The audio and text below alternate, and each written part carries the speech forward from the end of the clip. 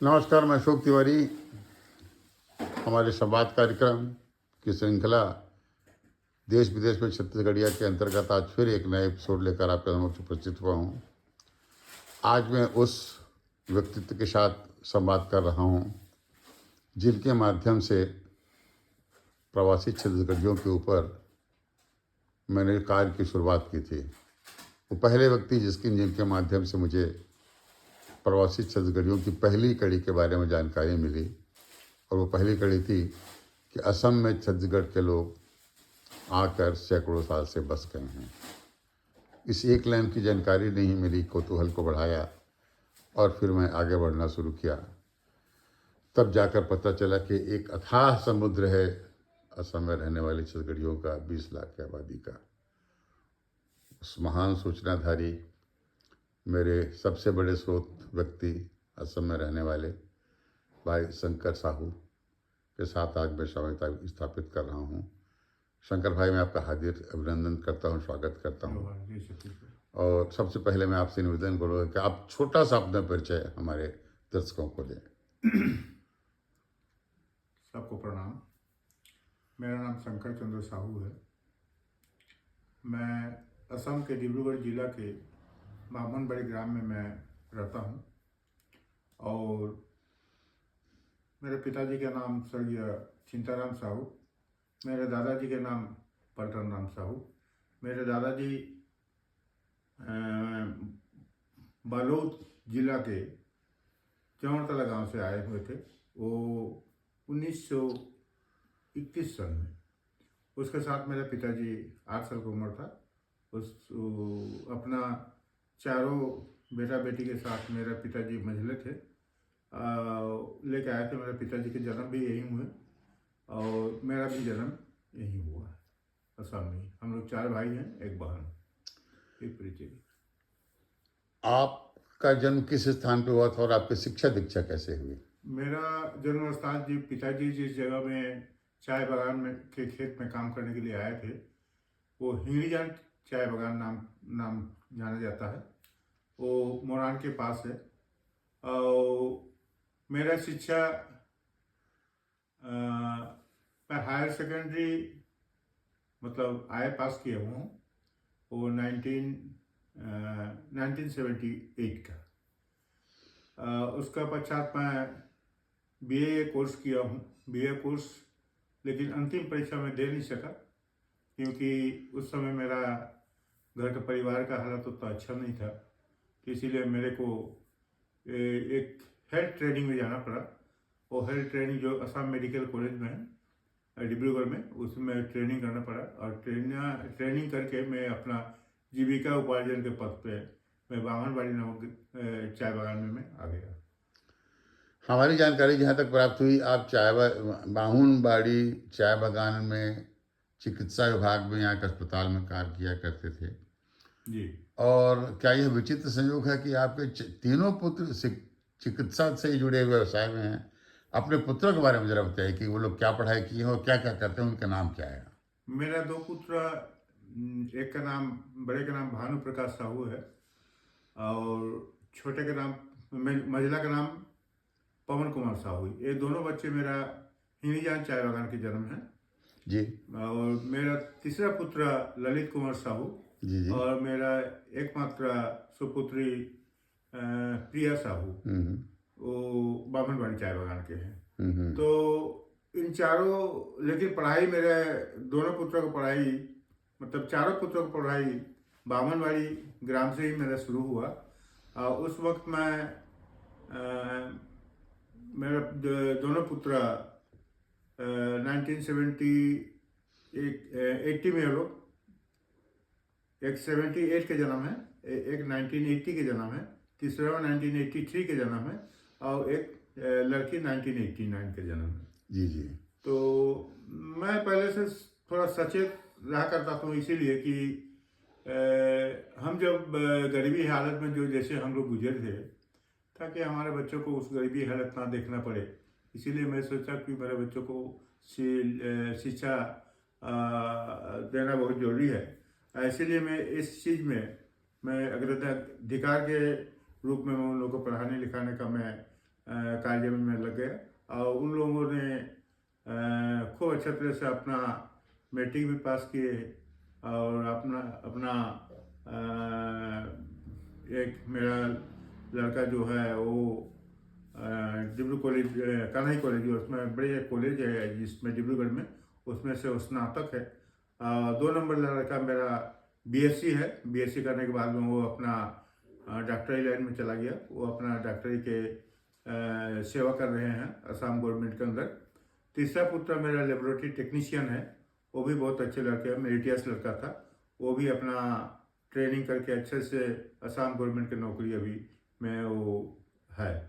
और मेरा जो बड़े पुत्र है वो पुत्र मेरा ग्रेजुएट है। ग्रेजुएट होने के बावजूद भी वो वो कंप्यूटर साइंस में उसको रुचि था, लेकिन हमारे जो गरीबी हालत था तो उसको थोड़ा सहयोगिता प्रदान करने के लिए मैं एक फार्मेसी अपने घर पर ही खोला और उस फार्मेसी में मेरा बड़े पुत्र मेरे को सहयोग किया और उसी को मैं वो फार्मेसी के नाम में सौंपा गया है और उसी के आधार पे वो अपना जीविकार्जन कर रहे हैं।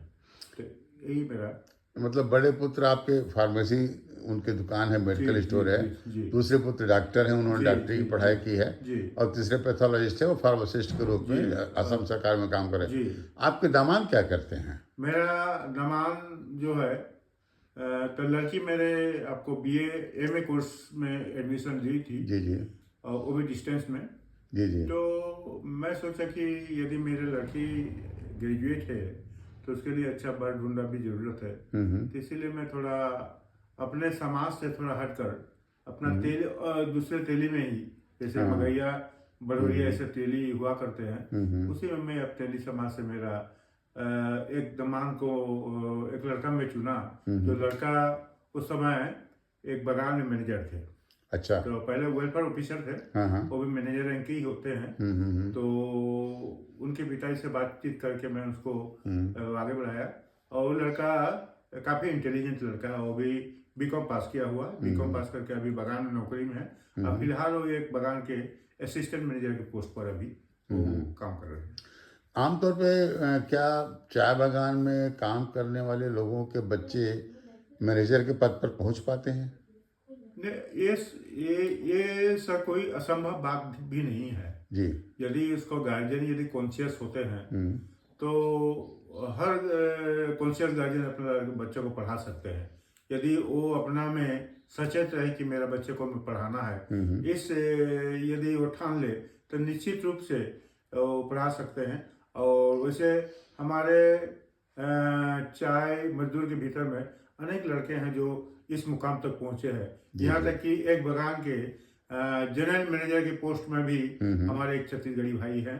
हमारा भैया का बेटा है, मान लो हमारे समाज के लोधी समाज का है, लेकिन वो भी जनरल मैनेजर की पोस्ट में है। और बागान का जनरल मैनेजर मतलब एक डिस्ट्रिक्ट के जैसे आपका कलेक्टर होता है। अच्छा। तो उतना पावर होता है। वो इच्छा करे तो उसको आप किसी व्यक्ति को आपको प्रमोट कर सकता है, उसको अच्छा से क्वार्टर दे सकता है, उसको अच्छा सर्विस दे सकता है, उसको अच्छा सैलरी दे सकता है। ऐसे उसका हाथ में पावर रहता है। तो ये जिनकी बात कर रहे हैं आप, जो जनरल मैनेजर थे, उनका नाम और अभी किस बागान में काम करते हैं बता पाएंगे? और दूसरी बात, क्या चाय बागान के संतानों में पहले भी कोई जनरल मैनेजर के पद पे तक पहुंचा है क्या? छोटी जानकारी यदि आप दे सकें तो हमको और अच्छा लगेगा। नहीं, जनरल अभी तक तो मेरे जानकारी के हिसाब से जनरल मैनेजर तक तो अभी तक एकमात्र व्यक्ति हमारे समीर लोधी जी हैं, जो बड़बड़ुआ टी स्टेट में वो जनरल मैनेजर के पोस्ट में है।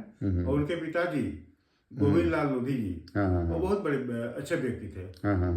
वो व्यक्ति हमारे छत्तीसगढ़ी समाज से आते थे और छत्तीसगढ़ में भिलाई में भी उसका बहुत से समाज है, उसको जानते हैं। उसका जो वहाँ सामाजिक भवन है उसमें उसका असम से बहुत पहले उसका अवदान थे।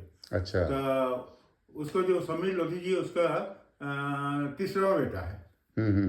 वो 3 नंबर लड़का है। जी जी। तो उसके पहले भी आपका वो गोविंद लाल लोधी के 4 बेटा आपको ग्रेजुएट है। तो उसका 3 नंबर लड़का तो उसको पीएफ कमिश्नर असिस्टेंट पीएफ। अच्छा। ये भी है असम में बहुत कम व्यक्ति के लड़का अपना पद पर पहुंचे हैं। ये कमिश्नर के पद यस पर यस यस। पीताम्बर जिनका नाम है, पीताम्बर पीताम्बर लोधी लोधी, साहब। पीताम्बर लोधी जी जी जी जी जी।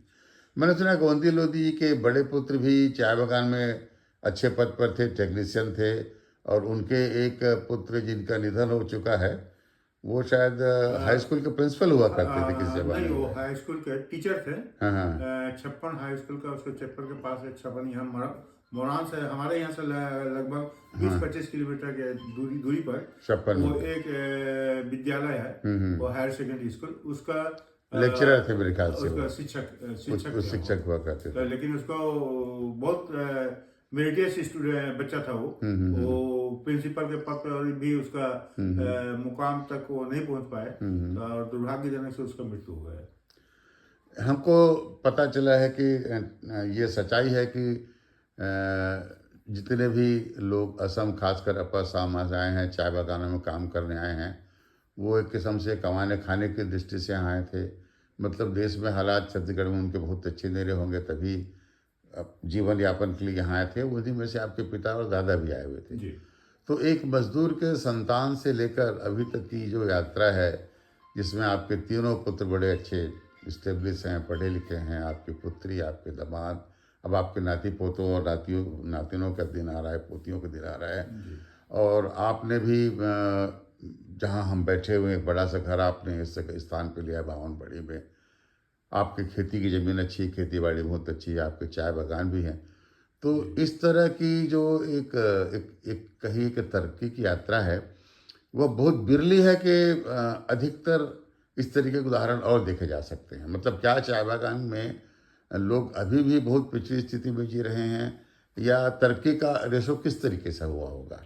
तरक्की का अवसर माना जाए तो पहले तो लोग जब छत्तीसगढ़ में दुर्भिक्ष हुआ, अकाल हुआ, उसी टाइम से सब लोग आए हैं, विशेष करके लोग वहाँ से आए थे, और यहाँ के चाय बागान में नियोजित हुए।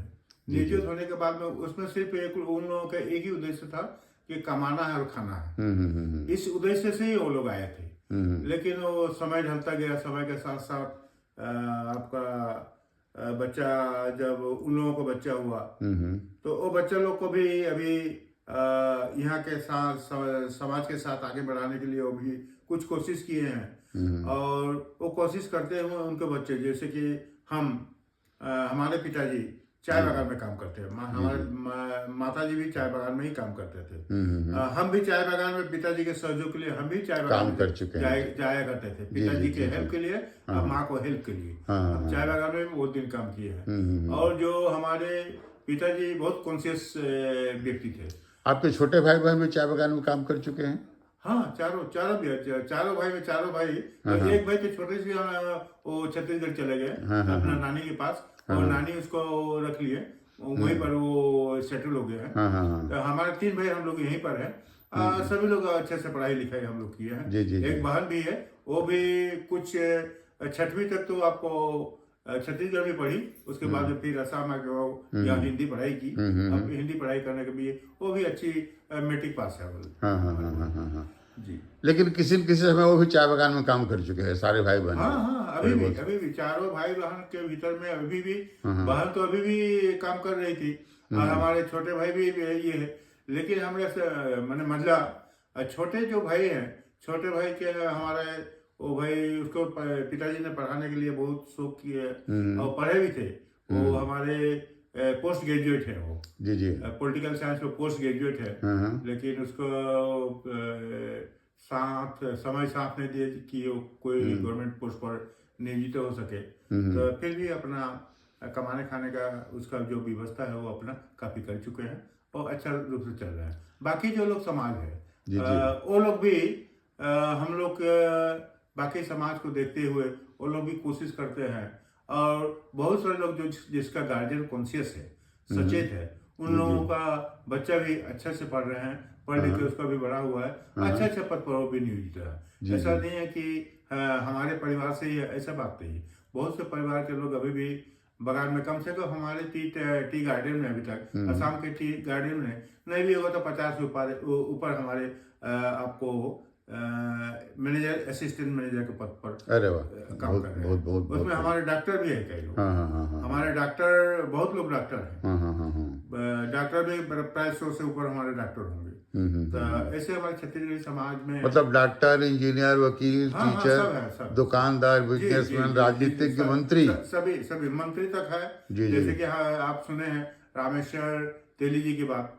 जी वो जी हमारे 2 बार हमारे दुर्जन विधायक समष्टि से विधायक रह चुके हैं। तीसरा बार वो MP बने, उसके बाद भारत सरकार के मंत्री बने, पेट्रोलियम मिनिस्टर बने। अभी फिलहाल वो राज्यसभा के सदस्य है। और एक बात आपको मैं जी कहना चाहूँगा, जी जी हमारे एक छत्तीसगढ़ी व्यक्ति हाँ हाँ जिसका नाम उसका लड़का का नाम अनुज धनवार, उसका पिताजी का नाम मैं भूल रहा हूँ थोड़ा। रामेश्वर धनवार, रामेश्वर धनवार जी जी जी, जी रामेश्वर धनवार जी। डिगबोई नामक एक विधानसभा क्षेत्र है, जी जी जिस विधानसभा क्षेत्र से लगातार 8 बार 8 बार कंटिन्यूअसली वो जीते हैं और मंत्री पद पर भी वो बने रहे हैं।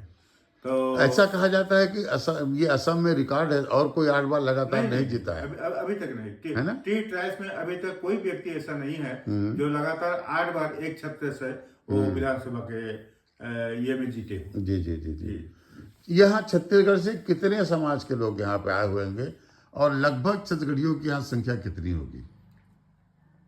ये आंकड़ा तो बहुत से समाज के लोग हैं जो अभी तक अपना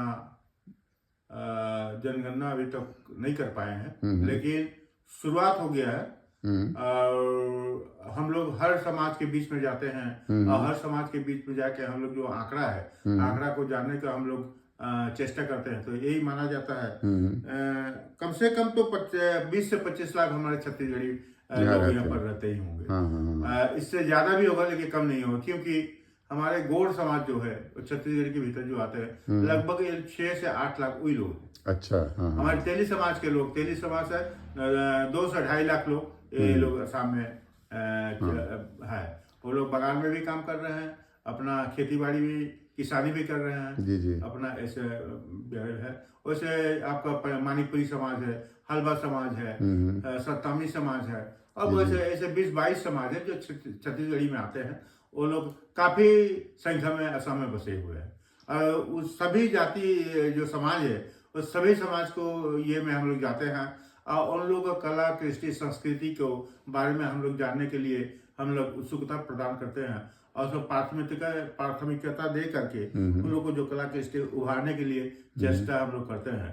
और इसीलिए ये अभी 29 मार्च को जी मिनी माता जी के स्मारक भवन का उद्घाटन हुआ, जी तो उसमें बड़ी जबरदस्त भीड़ थी सतरंगी समाज के लोगों की, बड़े पढ़े लिखे, बड़े बहुत ही सुसंस्कृत, एक अच्छा आयोजन किया था। तो यहाँ पे सत्तामी समाज की जनसंख्या लगभग कितनी होगी यहाँ पे?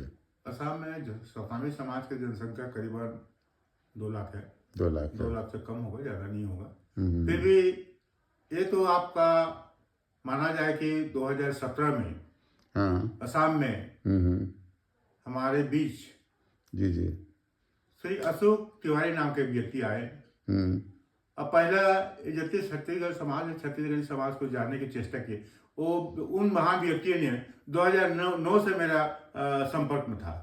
तो मैं जाना इतना मैं ये ख्याल नहीं करना सकता था, क्योंकि उस व्यक्ति को मैं यही सोचता कि दिल्ली से फोन किए हो, कोई सिनेमा वो डायरेक्टर होगा, इसे कुछ बारे में सोच रहे हैं, ऐसे समाज के बारे में बोलते थे, छत्तीसगढ़ी के बारे में पूछते थे और समाज के बारे में पूछते थे। तो मुझे कांटेक्ट में हुआ करता था, मेरे भाई से ज़्यादा कांटेक्ट थे, मेरे सुजीत कुमार साहू जी, पहले कांटेक्ट उसी से थे और उसी के जरिए से मेरे को भी कांटेक्ट हुआ, अब बातचीत है। किंतु अचानक 2017 में उनसे मुलाकात भी हुई, हमारे घर आए थे और आके छत्तीसगढ़ी समाज के जो लोग हैं यहाँ हम लोग उस टाइम में फुल्ली रूप से हम लोग छत्तीसगढ़ी समाज सक्रिय थे, क्योंकि 1995 में 28 मार्च को हमारे एक बैठक हुआ जिसमें असम छत्तीसगढ़ी कला कृष्टि परिषद नामक एक संस्था का जन्म हुआ। जी जी और जिस संस्था के जरिए हम लोग असम में जितना हमारा छत्तीसगढ़ी समाज है और छत्तीसगढ़ी समाज के जितना कला, कृष्टि, संस्कृति, भाषा, ये सभी के बारे में हम लोग विकास करने के लिए, उसको उद्धार करने के लिए, और उद्धार करके हम लोग अपना एक प्लेटफॉर्म के जरिए उसको हमारे असम में असम सरकार के जरिए भी हम लोग चेष्टा किए और उभर कर आए। उसी के बीच में हमारे सतनामी समाज है। जी। सतनामी समाज भी पहले उन महान व्यक्ति जो आए थे, हमारे बहुत से गांव घूमे हुए थे, बहुत से गांव घूम करके उन्होंने सतनामी समाज के गांव में गए, उसके जैत खाम में गए, बहुत से जैत खाम से दर्शन भी हुए हैं। गुरु घासीदास जी का वहाँ अच्छा पूजा अर्चना होता है और उसी पूजा अर्चना में कभी कभी कोई की जगह भाग भी लिए हैं और उनमें से सतनामी समाज को भी वो लोग आकर्षित किए हैं, आकर्षण बढ़ा और वो लोग समाज में हम लोग एकत्रित होकर के आपको 2017 में छत्तीसगढ़ सरकार ने हम लोगों को एक न्योता भेजा।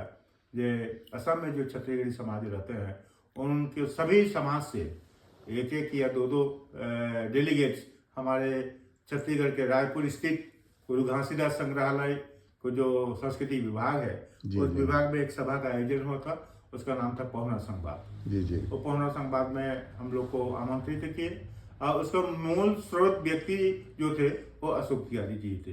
वो पहला व्यक्ति है जो अशोक तिवारी जी छत्तीसगढ़ के बारे में हम लोग को बताया, छत्तीसगढ़ के बारे में बताया, छत्तीसगढ़ के समाज के बारे में बताया। यहाँ के वो जानकारी लेके वहाँ को समाज को देते थे, वहाँ को सरकार को देते थे। तो उसी वजह से उनके जरिए हम लोग वहाँ पहुँचे हैं। अब पहुँचने के बाद में वह जो सभा हुई, सभा होने के बाद में बाकी जो समाज सचेत भी हुआ, अब अपना अपना समाज को सुधारने के लिए चेष्टा किए। और वहाँ का जो समाज है, वहाँ जैसे कि सतनामी समाज का आप जिक्र कर रहे हैं, वहाँ का जो सतनामी समाज है, सतनामी समाज यहाँ का असम के सतनामी समाज के साथ उन लोगों का संपर्क हुआ।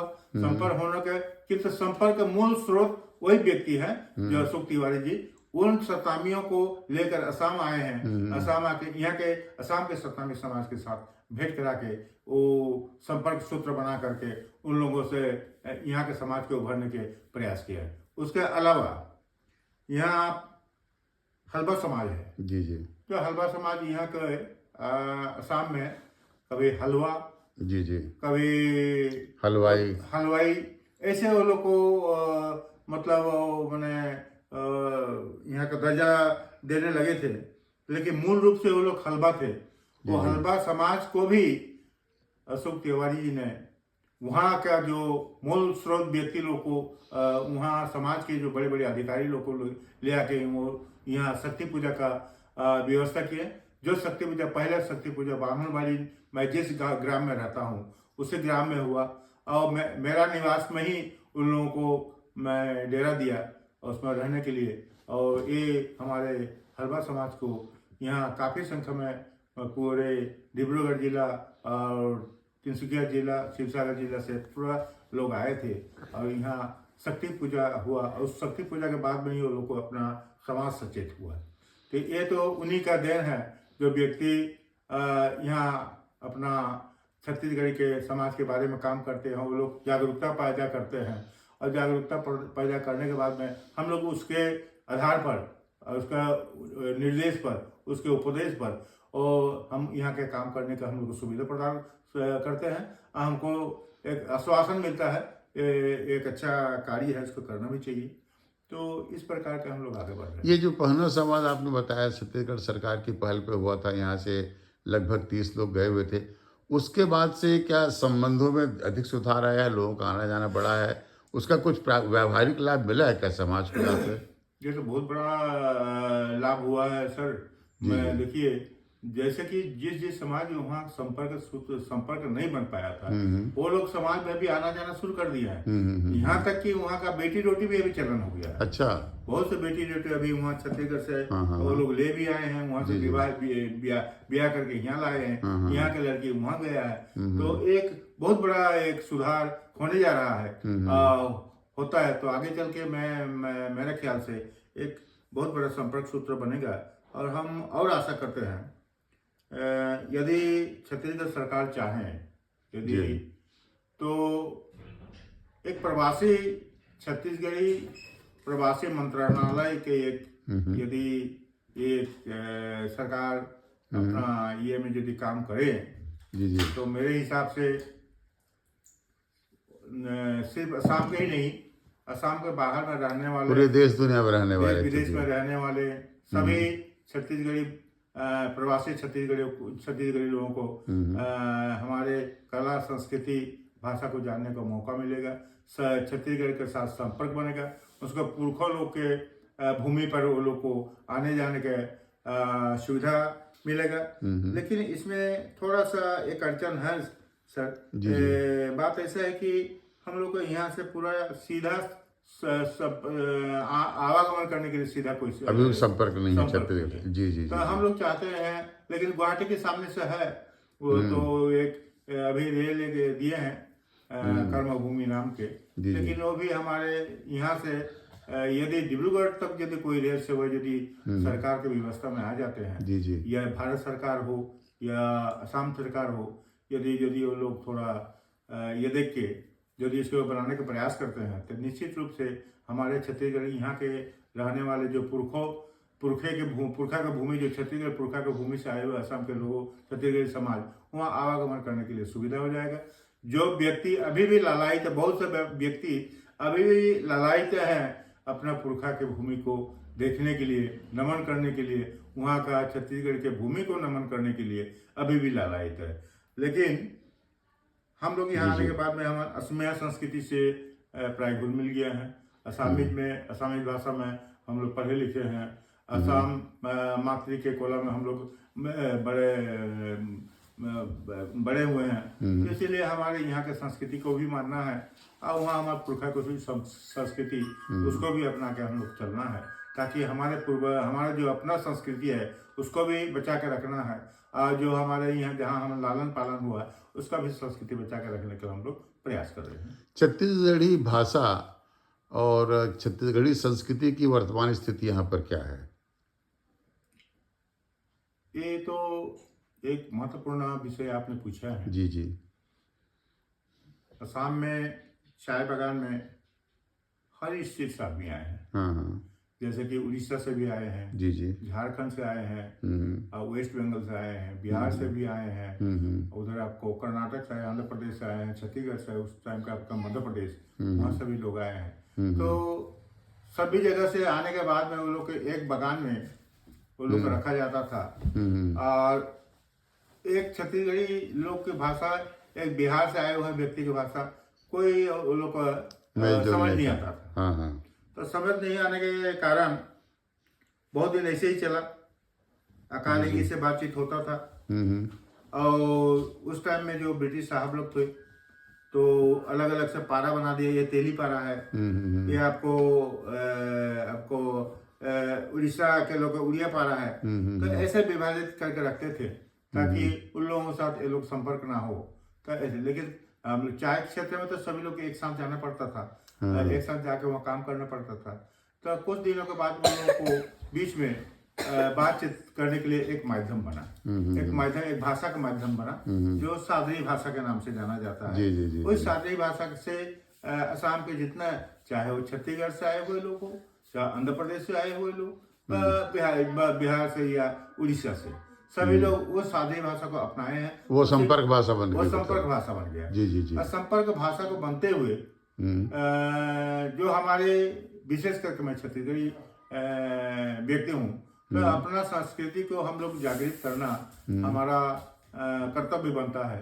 तो हम लोग अपना भाषा, संस्कृति, कला संस्कृति जो है उसको भी हम लोग विचार किए हैं। अपना कला संस्कृति को विचार करके अपने समाज में, जैसे बर बिहा हुआ, जैसे आप लोग का सामाजिक जो कर्म होता है, उसमें हम लोग छत्तीसगढ़ी नियम से पालन करते हैं और छत्तीसगढ़ी भाषा को अपनाते हैं, ताकि हमारे कलाकृष्टि जीवित रहा है, हमारा भाषा जिंदा रहा है।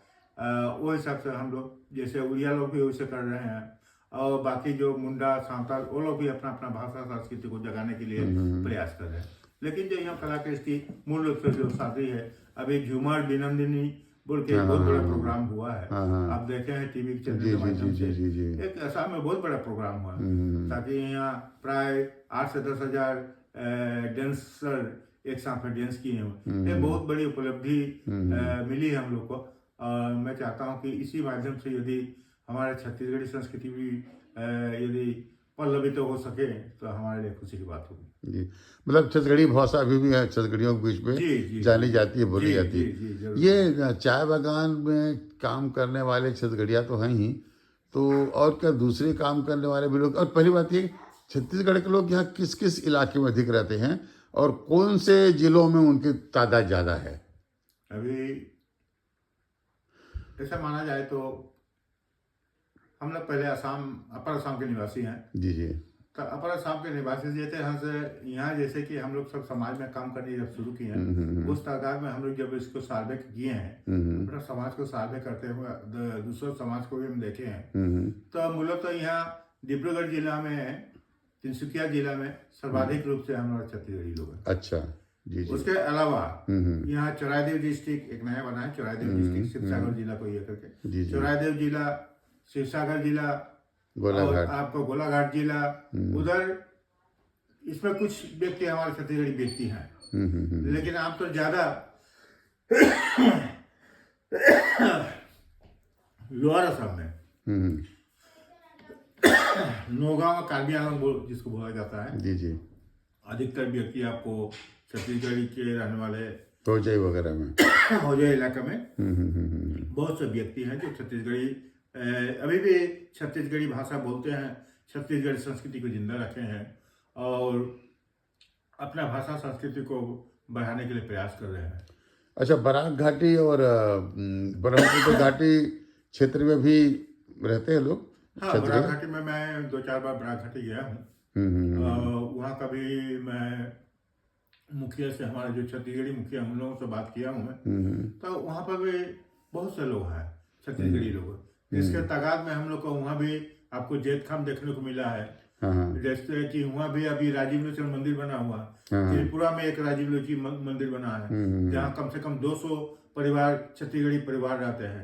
कछार जिले में कम से कम 200-300 परिवार रहते हैं। जी जी। वहाँ भी टी स्टेट है, चाय बागान में काम करते हैं लोग। वहाँ भी अच्छा, वहाँ भी एक राजीव लोचन मंदिर बना है। तो इधर जो नौगांव जिला के जो बात किया, नौगांव हौजा जिला की बात की जी जी जी, उसमें रेंगबेंग नामक स्थान में वहाँ पहले हमारे राजीव लोचन मंदिर बने हैं, और ब्रह्मपुत्र के उस पार भी हमारे बहुत समाज है।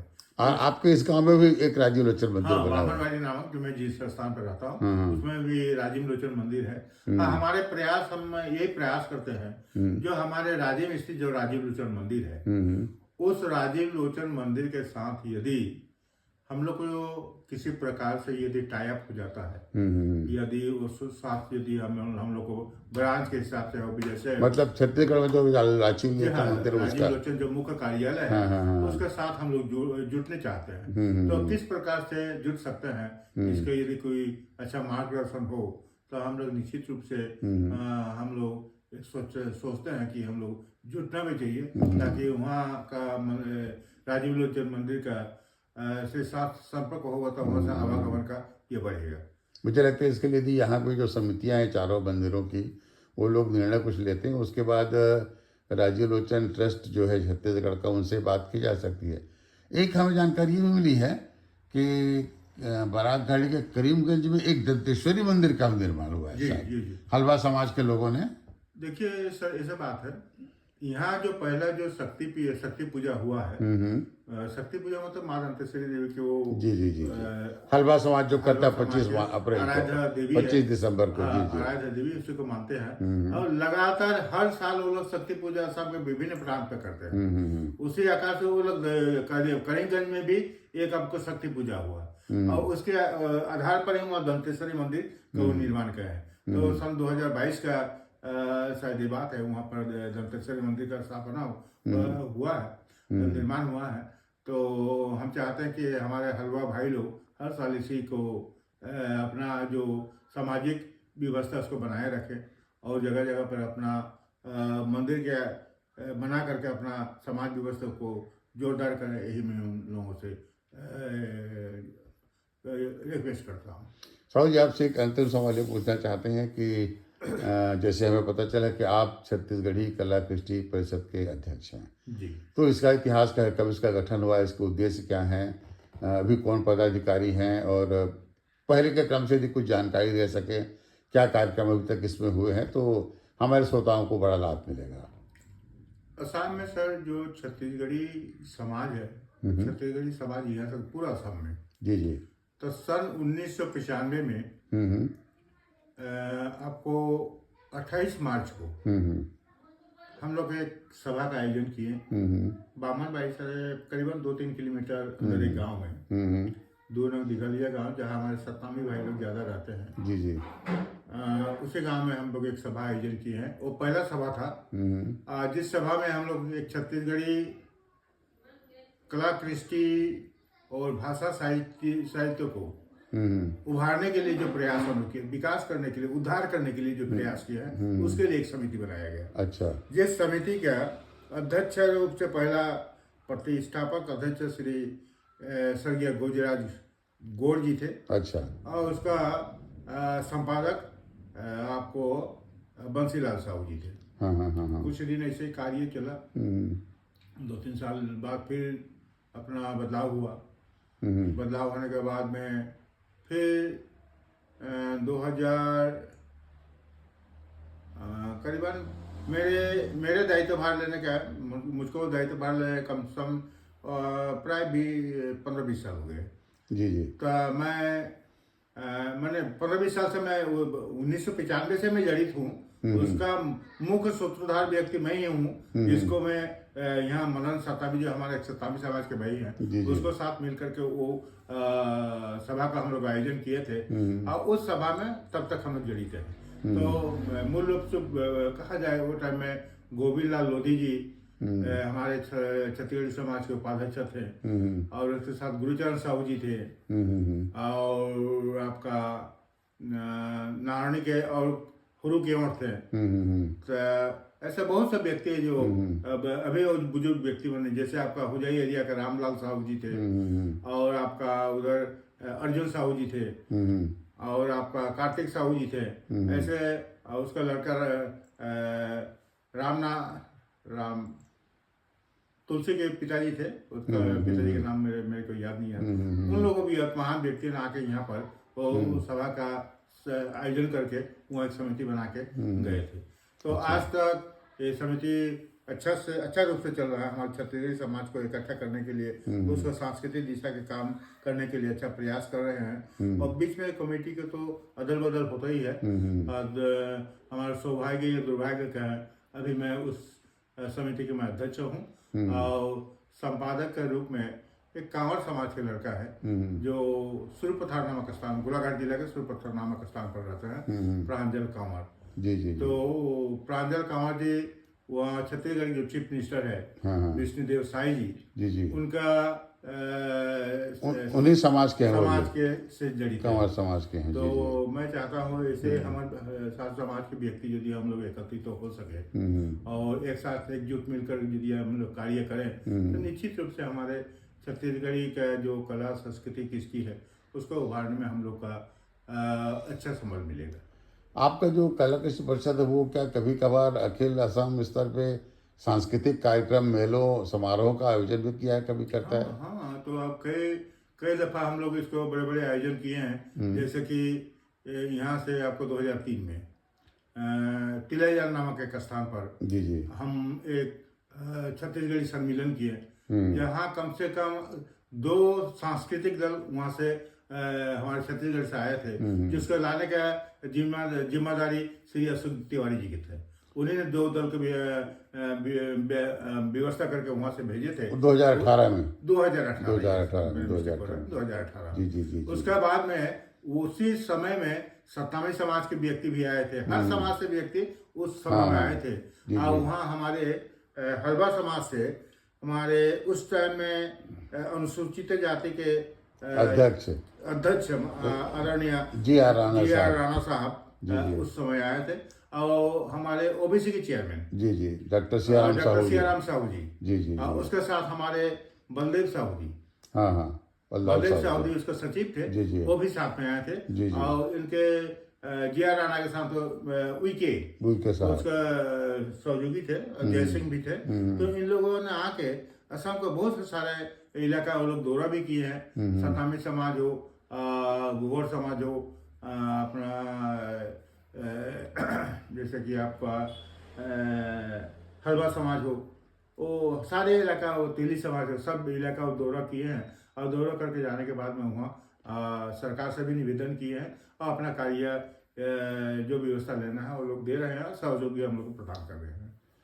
आपने हमें समय दिया और अपने हमारे दर्शकों को जिज्ञासा शांति के लिए, जिज्ञासा पूर्ति के लिए कुछ जानकारियाँ मैंने पूछी आपसे, और आपने उसका बहुत ही सुंदर शब्दों में जवाब दिया, हमारी जानकारी को बढ़ाई। हमारे दर्शक छत्तीसगढ़ के जो लोग असम में रहते हैं वो आपके बातों के माध्यम से बहुत कुछ जान सकेंगे। इसके लिए मैं आपको धन्यवाद। जी जी, प्लीज़ प्लीज़। सर मैं एक बात मैंने छूट रहा है, हम्म। छत्तीसगढ़ बहुत से विद्वान यहाँ असम भ्रमण में भी आए हैं। अच्छा। जैसे कि आपको छत्तीसगढ़ जाने माने आपका साहित्यकार डॉक्टर परदेसी राम वर्मा जी जी जी। अपने परिवार सहित हमारे बामनबाड़ी के क्षेत्र में आकर के पूरा वो असम भ्रमण किए हैं। हाँ हाँ हाँ। अब भ्रमण करके यहाँ के छत्तीसगढ़ी समाज के बीच में रहकर अपना ये लेके जानकारी लेके अपना गए हैं। तो ये बहुत सुखद संवाद है। इसके अलावा हमारे बीच संजीव तिवारी भी आए। तिवारी वो छत्तीसगढ़ के बहुत बड़े ब्लॉगर, लेखक। हाँ, बहुत बड़े वो जी जी। ऐसे वहाँ के वो एडवोकेट हैं, लेकिन बहुत बड़ा एक पत्रकार भी, संवाददाता भी माने जाते हैं। हाँ हाँ, सब तो किताब भी लिखी उन्होंने, साहित्यकार हैं। भी है, और आपको ग्रामर के बारे में उसको बहुत जानकारी है। हाँ हाँ हाँ हाँ। तो मेरे ख्याल से हम लोग को संपर्क वो आए थे, और उसके अलावा हमारे बीच में आए थे कलाकार अमृत कलश विजेता राजेंद्र साहू जी। कई दफे हमारे बीच में आके अपना प्रस्तुति भी दे चुके हैं हमारे बीच में। वो जगह जगह हमारे समाज के बीच में आकर वो भ्रमण भी किए हैं। और उसके ये राकेश तिवारी भैया, राकेश तिवारी हमारे भैया, और उसके साथ में हमारे आए हैं दिलीप सड़ंगी जी भी यहाँ के 14 स्थान पर वो लोग सांस्कृतिक कार्यक्रम किए हैं, छत्तीसगढ़ी सांस्कृतिक कार्यक्रम किए हैं, जिसको परिचालन का दायित्व वहाँ के सरकार ने मेरे ऊपर दिए थे। उसका जो मुख्य सूत्रधार जो व्यक्ति हैं वहाँ वहाँ से जो भेजने का प्रयास किए हैं जो अशोक तिवारी जी। और उसके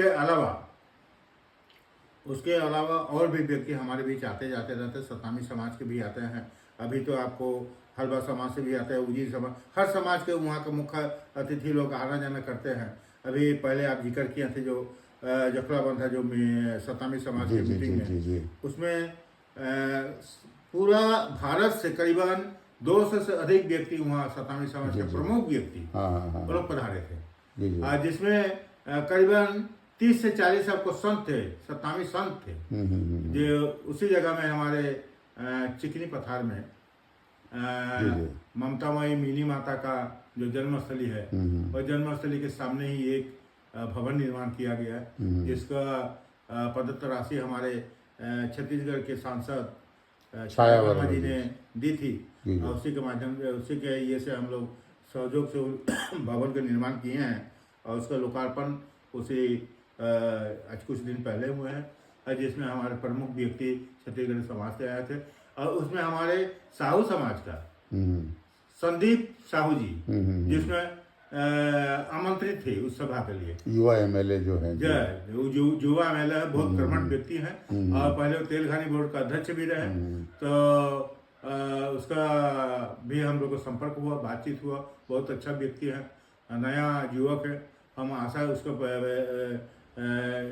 परिवार भी हमारे आई थी साथ में, और साथ में बहुत से व्यक्ति से हमारा जो परिचय भी हुआ है। अच्छा सुखद एक संयोग बना कि हमारे साथ भी भेंट मुलाकात हुई, और वहाँ का सतामी समाज के बारे में जानकारी करने के लिए, छत्तीसगढ़ी समाज की जानकारी करने के लिए। और संदीप साहू जी ने लगातार 2 बार हमारे असम भ्रमण कर चुके हैं। तो एक बहुत सुखद संदेश है। और उसने और ये कहा, असम में किसी भी जगह में यदि छत्तीसगढ़ी समाज का कोई भी ऐसा यदि अधिवेशन होता है, तो मैं यदि निमंत्रण पाऊंगा तो निश्चित रूप से मैं आने की कृपा करूँगा। यही हम लोग को संदेश दिए हैं। हम लोग बहुत गदगद हुए। मिनी माता जी को जो स्मारक भवन में जो छाया वर्मा जी ने हैं दिए हैं, छाया वर्मा जी को हम लोग कोटि कोटि हम प्रणाम करते हैं। इस आपने बहुत एक कार्य असम में किए हैं, और भी हम लोग आशा रखते हैं वहाँ समाज से सतनामी समाज हो व छत्तीसगढ़ी समाज से अपना समाज को सुधार करने के लिए वो लोग भी कदम आगे बढ़ाए, ताकि वो लोग एक संपर्क सूत्र बनने में सहायक हो। बहुत बहुत धन्यवाद शंकर साहू जी, आपने बहुत को ये जानकारी दी। इससे हमारे श्रोता आप लोगों के बारे में, छत्तीसगढ़ी जो इधर उधर रह रहे हैं उनकी पहली कड़ी के रूप में आश्रम की छत्तीसगढ़ के बारे में काफ़ी अच्छी बातें जान सकेंगे। आपके सहयोग के लिए, समझने के लिए बहुत बहुत धन्यवाद। नमस्कार। जय जय जय।